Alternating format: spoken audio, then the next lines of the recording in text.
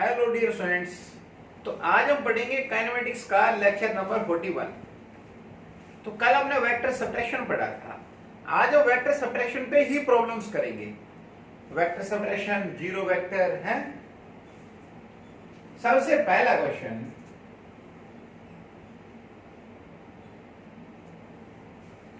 कोई दो बस किसी एक पॉइंट से मोशन शुरू करती हैं, दो अलग अलग रास्ते पे जाती हैं जिनके बीच एंगल 60 डिग्री। एक बस की स्पीड 10 किलोमीटर पर आवर, दूसरी की 30 किलोमीटर पर आवर। तो 12 मिनट के बाद इन बसेस के बीच कितना डिस्टेंस होगा वो बताओ। To buses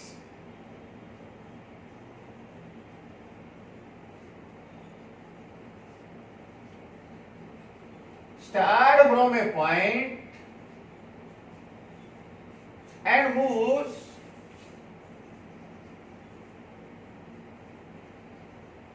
along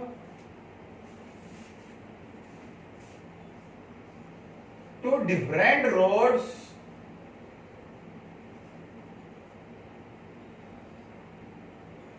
making angle 60 degree.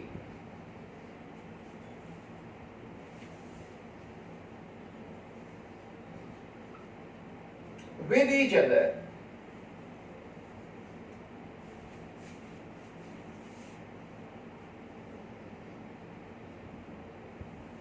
Making angle 60 degree with each other. If a speed of one bus is 10 kilometer per hour and of another is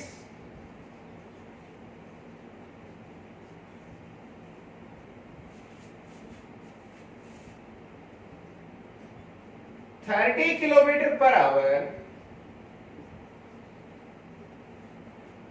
then find out distance between buses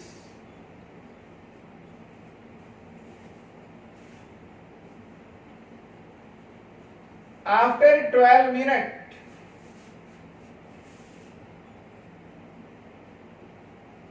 of start of motion.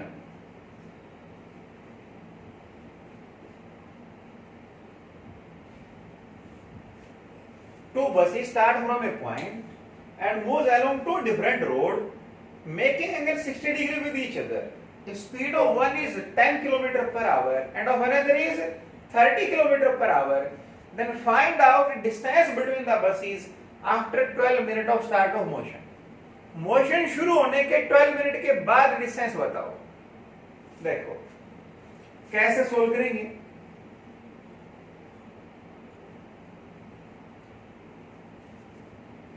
Speed of one बस 10 kilometre per hour,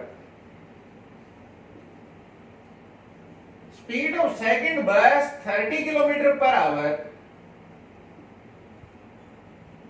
and time 12 minute. 12 by 60 hour that is 1 by 5 hour. कितने time बाद पूछा हमसे? 1 by 5 our. मान लो यहां से motion शुरू होता है, एक ट्रैक इधर गया, इस पे बस 1 चल रही है, दूसरा ट्रैक इधर गया, इस पे बस 2 चल रही है, ये angle 60 degree.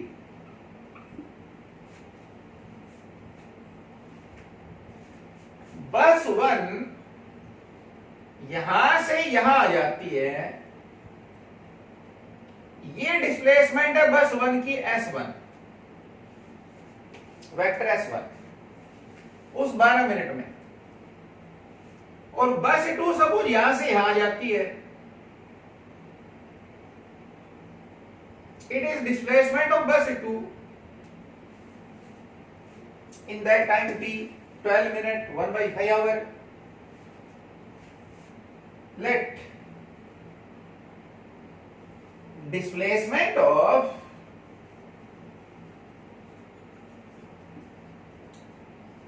bus 1 and 2 in time t are S1 and S2. Then what is S1? Bus 1 की displacement, velocity into time, v1 into t1। Bus 1 की displacement, velocity into time, velocity v1, time t। v1 is 10 kilometre per hour, time 1/5 hour, 10/5 that is 2 kilometer. It is S1 and S2 velocity of bus 2 into time, और बस 2 का velocity कितना, 30 kilometre per our, 30 kilometre per hour, time 1/5 that is 6 kilometre. It is S2। अब इन दोनों buses के बीच कितना distance, ये तो यहां आ गई O से A, ये यहां आ गई O से B। Separation between the two buses is this AB। दोनों बसेस के बीच कितनी दूरी है, AB। ये सपोज AB वेक्टर बना दें, तो ये AB वेक्टर किसके बराबर होगा, separation between buses is AB from triangle OAB, from triangle OAB, triangle OAB से this OA and AB represent two sides of triangle taken in same order, then third side in opposite order is the resultant। S1 plus AB is equal to S2। Vector S1 and vector AB represent two sides of triangle taken in same order, then third side in opposite order is the resultant। तो S2 resultant है किसका, S1 और AB का। It means vector AB is equal to, इसे right side ले जाओ, S2 minus S1, यानी vector AB जो है वो इस S2 और S1 का डिफरेंस है। सब्ट्रैक्शन S2 और S1 से हमें AB मिलेगा। What is magnitude AB? So magnitude AB that is equal root of S2 square plus S1 square minus 2S1 S2 cos theta. ये फॉर्मूला होता है magnitude of difference of two vectors, root a square plus b square minus 2ab cos theta. So magnitude of difference ab root of S1 square plus S2 square minus 2S1 S2 cos theta. Values put करो,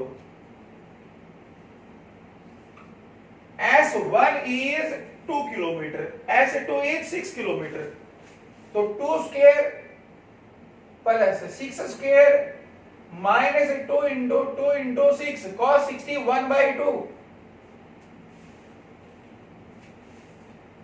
S1 is 2, S2 is 6, value put कर दे, 2 square plus 6 square minus 2, S1 2, S2 6 cos 60 1/2, 2 square 4, 6 square 36, 36 plus 4 40 और minus 12, 40 minus 12 that is 28, तो root of 28 kilometre that is 7 into 4 28, 4 का root 2 which is 2 root 7 kilometre.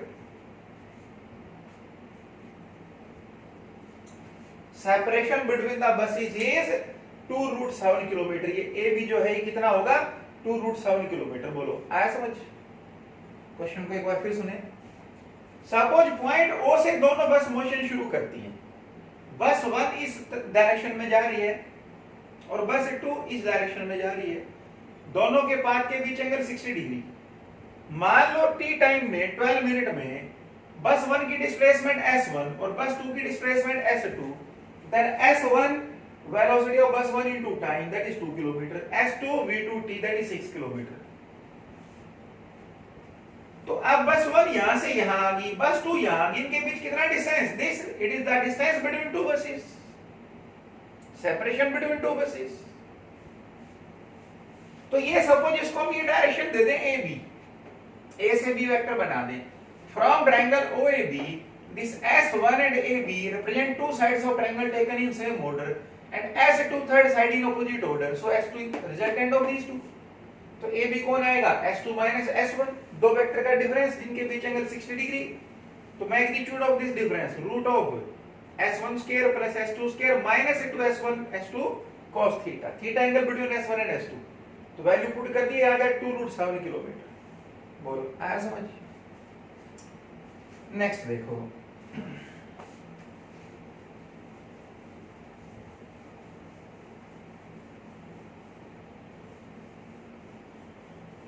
Next बहुत ही अच्छा question. Suppose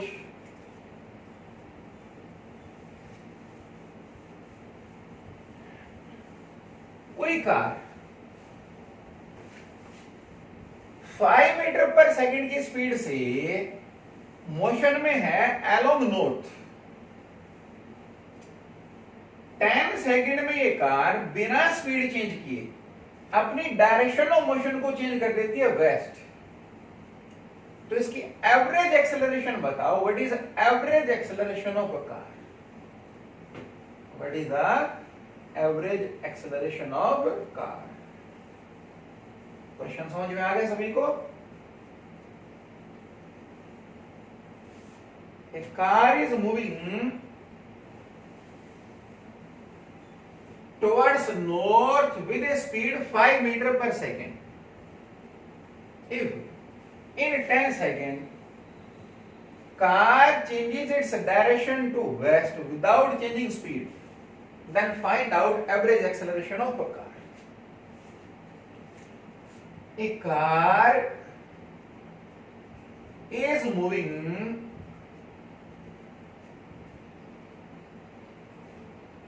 towards north with a speed of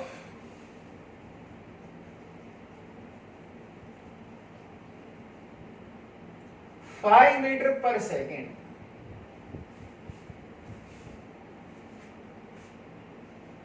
In 10 seconds, car changes its direction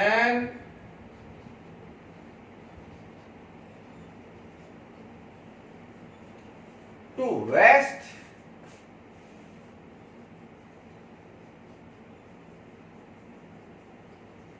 without changing speed.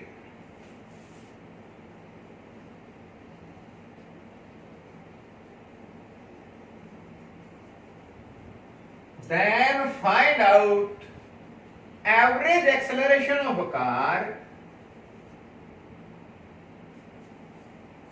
Find out average acceleration of a car in this time.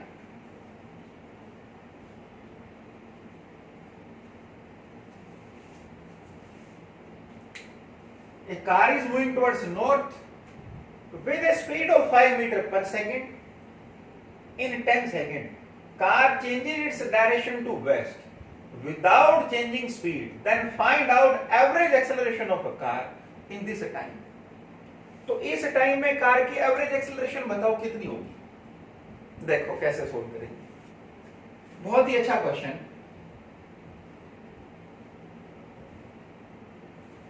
Initial velocity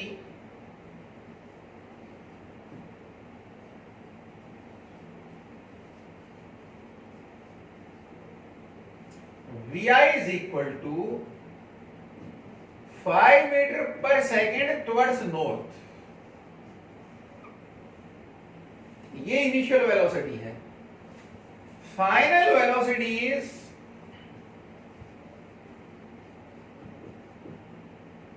final कितनी, फिर से 5 metre per second लेकिन towards waste. Initially 5 metre per second north की तरफ थी और finally है तो 5 मीटर पर सेकेंड लेकिन वेस्ट की तरफ। Time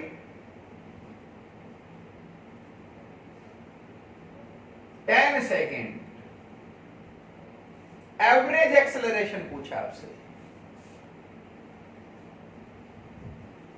average acceleration is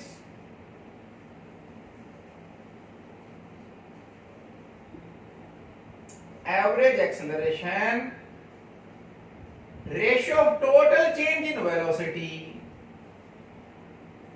to the total time। ये एवरेज एक्सेलरेशन होगा, total change in velocity to total time, it will be average acceleration. यानी हमें फाइनल वेलोसिटी और इनिशियल वेलोसिटी का डिफरेंस फाइंड आउट करना होगा, उसे टाइम से डिवाइड कर दें।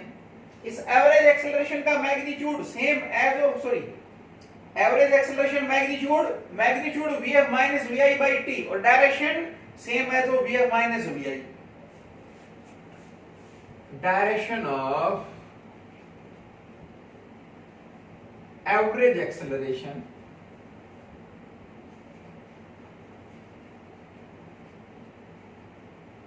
is same as of vf minus vi, और magnitude vf minus vi by t, and magnitude is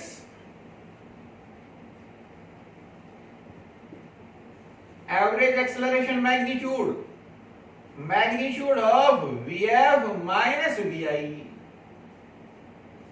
divided by time। magnitude of vf minus vi divided by time, that is average acceleration magnitude। अब कैसे find out करेंगे vf minus vi? सबसे पहले बना लेते हैं directions. Suppose यहां directions draw करें,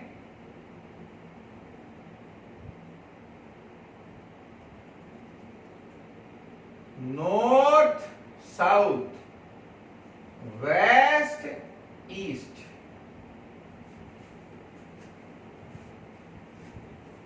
इनिशियल वेलोसिटी 5 मीटर पर सेकंड नॉर्थ, ये vi वेक्टर नॉर्थ की तरफ।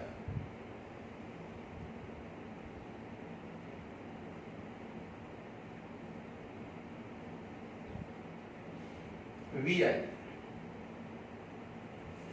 final is 5 meter per second west, it is vf vector।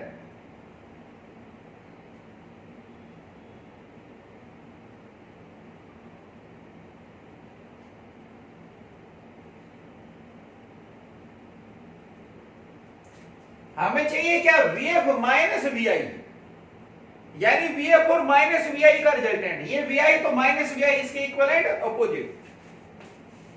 ये जो इनिशियल वेलोसिटी है vi वेक्टर, इसके इक्विवेलेंट अपोजिट कौन होगा? Minus vi। तो इसके इक्विवेलेंट अपोजिट ये माइनस vi आ जाएगा।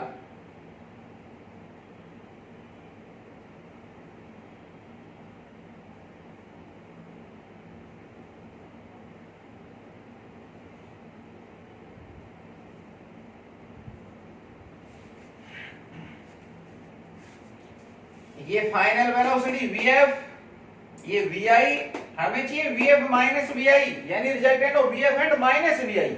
तो ये vi का नेगेटिव माइनस vi। अब इस vf और माइनस vi का जो रिजल्टेंट आएगा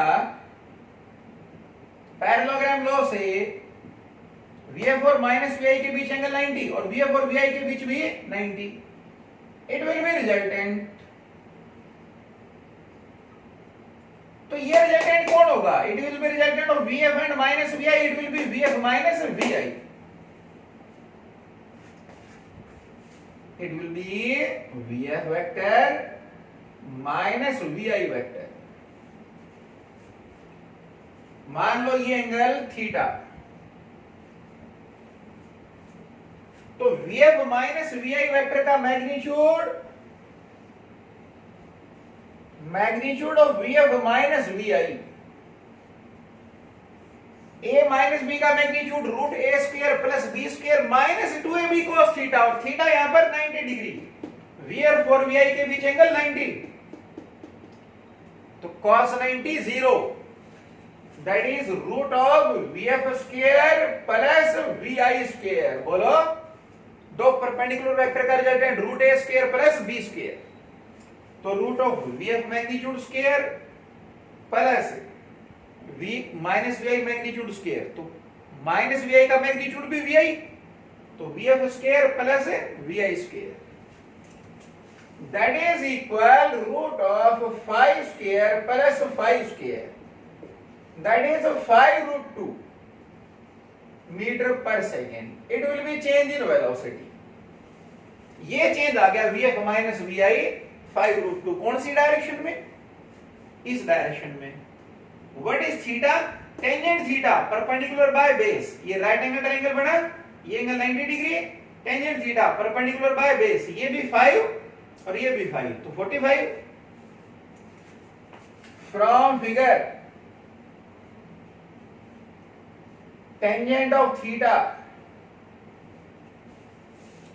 परपेंडिकुलर बाय बेस, या फिर वो वाला फॉर्मूला यूज कर सकते हैं, tangent alpha b sin theta by a plus b cos theta, तो वहां ये अल्फा लिख सकते हैं, एंगल इसको अल्फा लिख सकते हो, alpha tangent of alpha,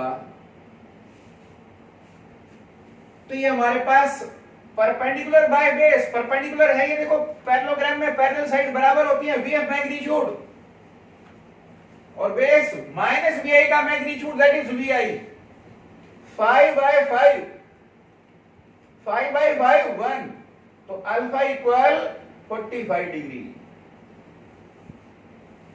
45 degree मतलब साउथ से नॉर्थ की, सॉरी साउथ से वेस्ट की तरफ 45 डिग्री, साउथ से वेस्ट की तरफ 45 डिग्री, तो इसका मतलब साउथ और वेस्ट के मध्य, साउथ और वेस्ट के मिड पे, तो इसको बोलेंगे साउथ वेस्ट। कौन सी डायरेक्शन ये? South west. So average acceleration is, average acceleration magnitude change in velocity by time, change in velocity magnitude कौन? 5 रूट 2, टाइम कौन? 10, change in velocity magnitude that is 5 root 2, time is 10, 5 root 2 by 10, 5 second से करो 2 root 2 bye 2, 1 by root 2 metre पर second square, 1 by root 2 metre पर second square, it will be average acceleration. और किधर है? South west, towards south west, यानी south और waste के मिड, साउथ और वेस्ट के मध्य में। आया समझ? देखो क्वेश्चन क्या था, कोई कार नॉर्थ की तरफ जा रही है 5 मीटर पर सेकंड की स्पीड से, अब 10 सेकंड में कार अपनी डायरेक्शन को चेंज कर देती है वेस्ट, बिना मैग्नीट्यूड और स्पीड चेंज किए, वही 5 मीटर पर सेकंड, तो इस 10 सेकंड में कार की एवरेज एक्सेलरेशन बताओ। इनिशियल वेलोसिटी 5 मीटर पर सेकंड नॉर्थ, फाइनल 5 मीटर पर second west, time 10 second, average acceleration that is vf vector minus vi vector by t, तो direction of average acceleration vf minus vi और magnitude vf minus vi magnitude by t। अभी vf minus vi क्या आएगा? Direction बना दें, ये suppose north, तो ये साउथ, ये वेस्ट और ये ईस्ट, तो इनिशियल वेलोसिटी नॉर्थ की तरफ vi, फाइनल वेस्ट vf, हमें चाहिए vf माइनस vi, यानी vf और माइनस vi का रिजल्टेंट, तो ये vi है तो माइनस vi इसके इक्विवेलेंट अपोजिट, इन दोनों का रिजल्टेंट पैरेललोग्राम लॉ से, ये vf और माइनस vi का रिजल्टेंट यानी vf माइनस vi आ गया, तो इसका magnitude root a square plus b square, तो 5 स्क्वायर प्लस 5 स्क्वायर और उसका रूट 5 रूट 2 मीटर पर सेकंड, ये चेंज इन वेलोसिटी आ गई मैग्नीट्यूड। और डायरेक्शन मान लो ये vf minus vi south direction के साथ एंगल बनाना अल्फा, तो tangent alpha perpendicular by base, ये वाली साइड पैरेललोग्राम में पैरेलल साइड बराबर होती है, तो ये vf के मैग्नीट्यूड के बराबर, तो ये vf और ये vi के मैग्नीट्यूड के बराबर, तो vi 5 by 5 1, alpha 45 degree, values put कर दे, अगर हम vf माइनस vi और t की यहाँ पर तो 5√2/10 1/√2 मीटर पर सेकेंड स्क्वायर और direction towards south waste.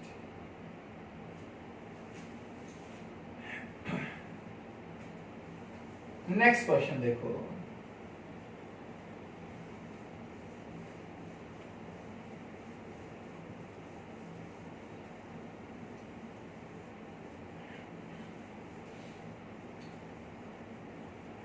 Suppose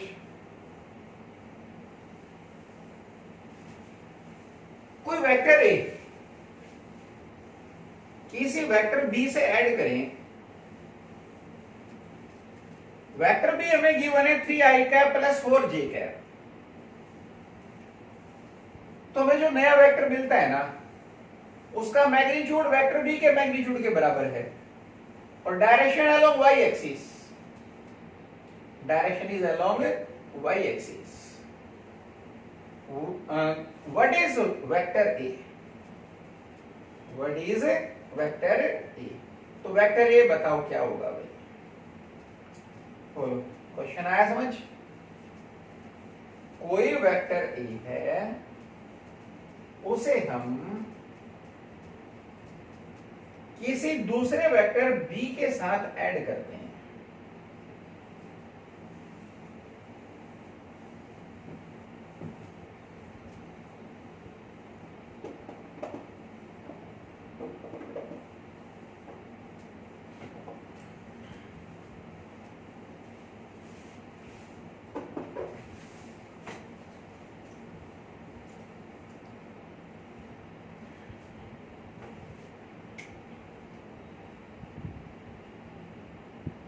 Vector A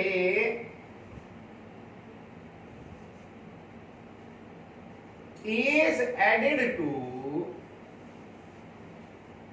vector B। यहां ये वेक्टर शब्द ना लिखते तो भी एक ही बात थी। 3i cap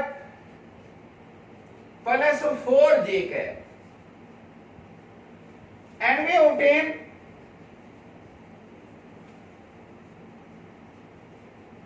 a vector along y axis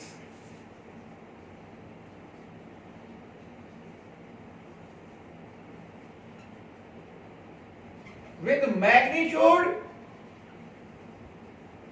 equal to that of B। Magnitude equal to that of B।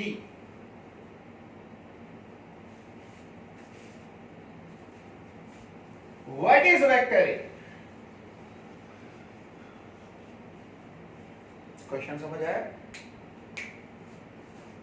कोई वेक्टर A है, उसे ऐड करें वेक्टर B के साथ और B है 3i cap plus 4j cap. हम एक नया वेक्टर ऑब्टेन करते हैं अलोंग y एक्सिस और मैग्नीट्यूड वेक्टर B के बराबर। तो बताओ A कौन है? देखो वेक्टर ए हमें पता नहीं है, फाइंड आउट करना है, यही पूछा हमसे क्वेश्चन में। वेक्टर बी कौन है? 3i cap plus 4j cap.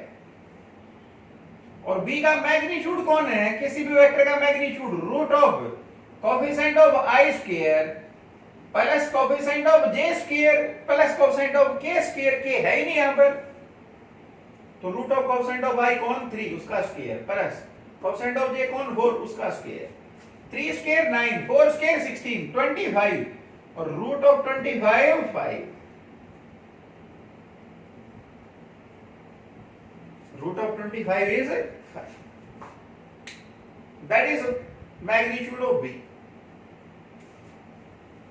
अब a और b को ऐड करने से मान लो मिलता vector c। Let vector a plus vector b is equal to vector c। मान लो वेक्टर c है। हमें गिवन क्या है कि c का मैग्नीट्यूड तो 5 है और डायरेक्शन अलोंग c का मैग्नीट्यूड b के बराबर और b का मैग्नीट्यूड 5, तो c का भी मैग्नीट्यूड 5 और direction along y axis. But it is given that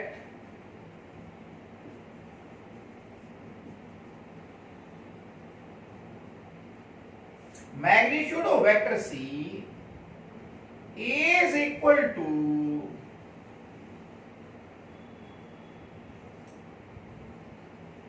magnitude of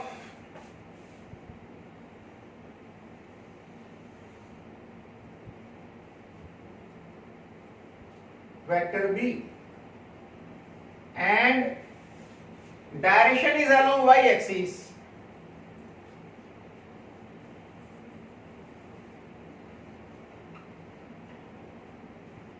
So vector c का मैग्नीट्यूड वेक्टर बी के मैग्नीट्यूड के बराबर है और direction along Y axis. So vector c equal, तो जो वेक्टर सी है वो कौन है? मैग्नीट्यूड बी के मैग्नीट्यूड के बराबर 5, डायरेक्शन अलोंग वाई तो जे कैप. वेक्टर सी का मैग्नीट्यूड बी के मैग्नीट्यूड के बराबर यानी 5, डायरेक्शन अलोंग वाई एक्सिस. तो वाई एक्सिस के अलोंग डायरेक्शन कौन बताएगा? Unit vector along Y axis, और ये unit vector along Y axis कौन है? J cap. So vector C is 5 J cap. Vector C is 5 J cap. Using it in equation 1,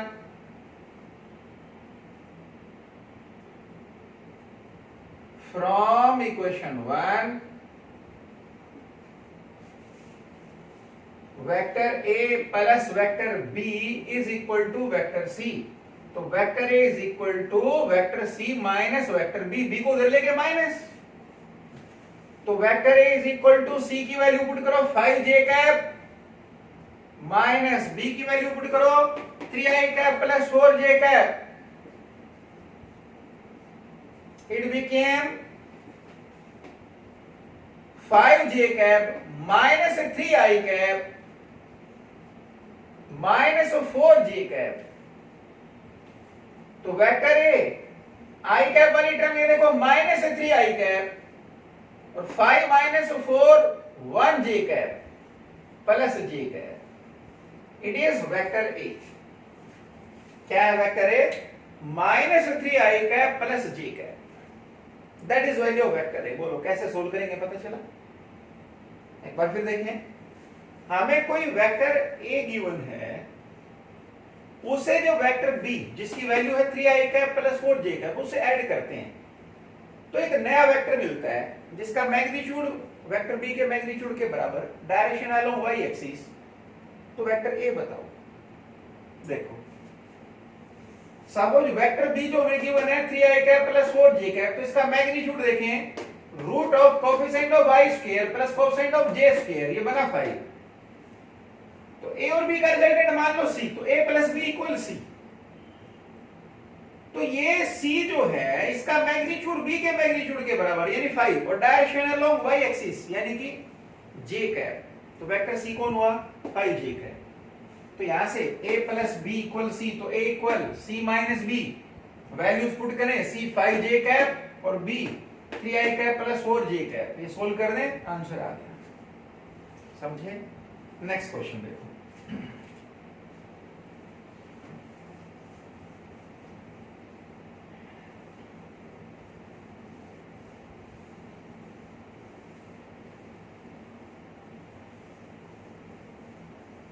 Suppose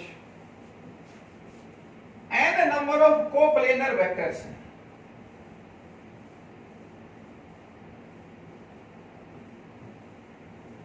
और हर vector अपने से पहले वाले के साथ एंगल बनाता है 2 पाई बाई n.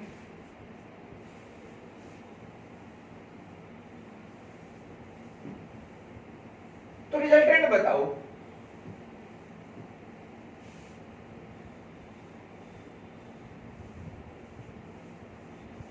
सभी का रिजल्टेंट बताओ.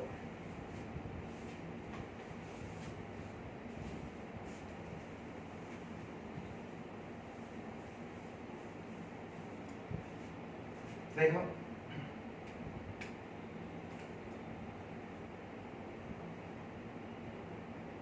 And coplanar vectors of equal magnitude.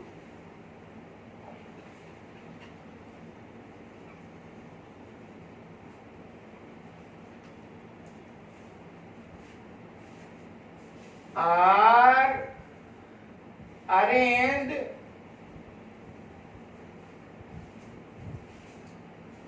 such that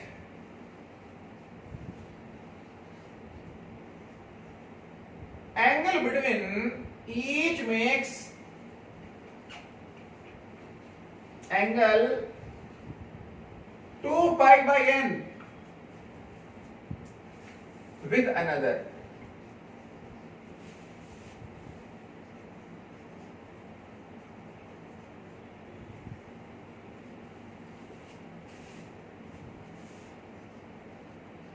Another vector adjacent to it.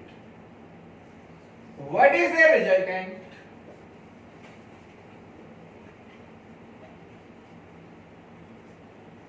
इनका रिजल्टेंट बताओ. क्वेश्चन आया समझ? N number of coplanar vector हैं, सभी के मैग्नीट्यूड बराबर हैं. इस तरह से रेंज दें कि हर वेक्टर अपने पहले वाले वेक्टर के साथ एंगल बना रहा है 2 पाई बाई n. तो इन सभी का रिजल्टेंट बताओ. देखो सिंपल, ये एक वेक्टर इसे नेक्स्ट वेक्टर इसके साथ एंगल बना रहा है 2 पाई बाई n, नेक्स्ट इसके साथ एंगल बना रहा है 2 पाई बाई n. तो n वेक्टर मिलके कितना एंगल बनाएंगे? 2 pi by n into n cancel 2 pi 360 degree. तो ये सारे मिलके क्या बनाएंगे? Closed polygon whose all sides are taken in same order. आखिरी वाला वेक्टर इस तरह से घूमते घूमते कैसे आएगा? ये angle 2 pi by n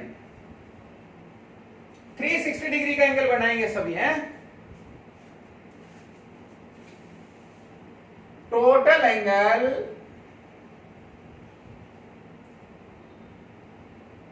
for all n vectors is 2 pi by n into n, that is equal to pi. सारे n वेक्टर मिलके फर्स्ट और nth, अगर हम बात करें दोनों एक जगह लाई करेंगे, फर्स्ट की टेल और nth का हेड एक जगह लाई करेंगे, क्योंकि क्लोज लूप बना लेंगे. 360 डिग्री का एंगल बना रहे हैं. सो these n vectors forms a closed polygon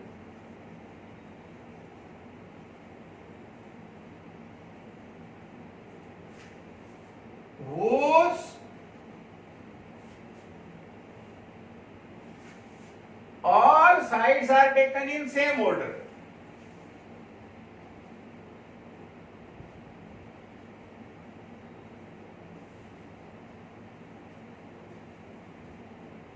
So their resultant is 0. So their resultant is 0. If a number of vectors represent a closed polygon taken in same order, then the resultant is 0. तो इन सभी का resultant क्या होगा? 0 होगा. Next question देखो.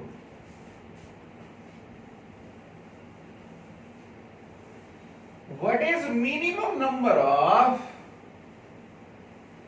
vectors required to produce zero resultant if they are unequal?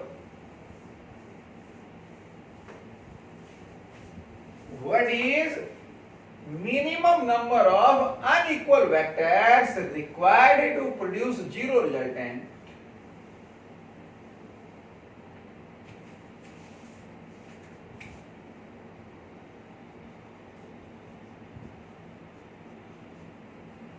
what is minimum number of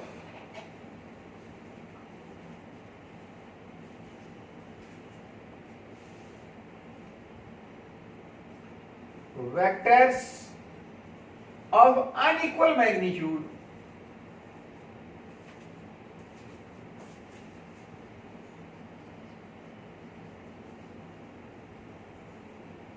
required to produce zero resultant?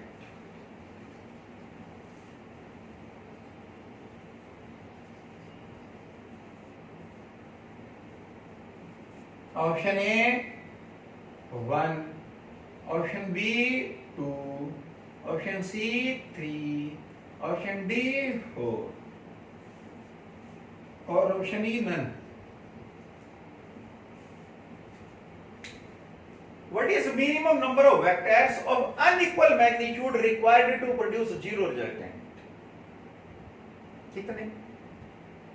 अगर दो vector की बात करें, देखो अगर एक की बात करें तो एक अकेले वेक्टर का रिजल्टेंट जीरो नहीं हो सकता. दो की बात करें उनका रिजल्टेंट तभी जीरो होगा जब दोनों इक्वल एंड अपोजिट, यानी मैग्नीट्यूड इक्वल होने चाहिए, डायरेक्शन अपोजिट. और तीन की अगर हम बात करें तो तीन ऐसे वेक्टर हो सकते हैं जिनके मैग्नीट्यूड अनइक्वल हैं, फिर भी उनका रिजल्टेंट जीरो हो सकता है. तो अनइक्वल मैग्नीट्यूड के कितने वेक्टर चाहिए जीरो रिजल्टेंट प्रोड्यूस करने के लिए? 3. तो क्या आंसर आएगा इस क्वेश्चन का? Option c. What is minimum number of vectors of unequal magnitude required to produce zero resultant? That is 3. ठीक है. एक क्वेश्चन और बनाते हैं इसी से मिलता जुलता. What is minimum number of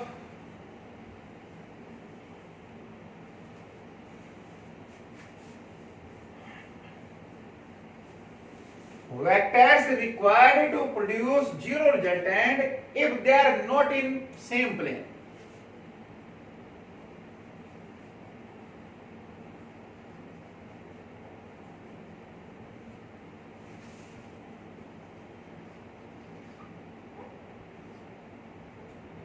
Minimum number of vectors required to produce zero resultant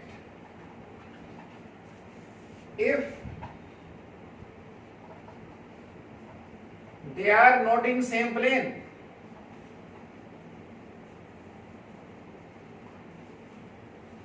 One, two, three, four, none. ठीक है. Minimum number of vectors required to produce zero resultant if they are not in same plane. Same plane में नहीं है फिर zero resultant produce करने के लिए कम से कम कितने वेक्टर्स चाहिए? देखो, minimum number of vector required to produce zero resultant when vectors are not in same plane is 4. क्योंकि तीन वेक्टर का रिजल्टेंट जीरो है तो सेम प्लेन में होना जरूरी है. अगर 4 का जीरो है तो फिर हो सकता है वो सेम प्लेन में नहीं हो. तो आंसर क्या आएगा इसमें? 4. Option D. बोलो, आया समझ? तो उसको पढ़ें समझें, बाकी नेक्स्ट लेक्चर में करेंगे.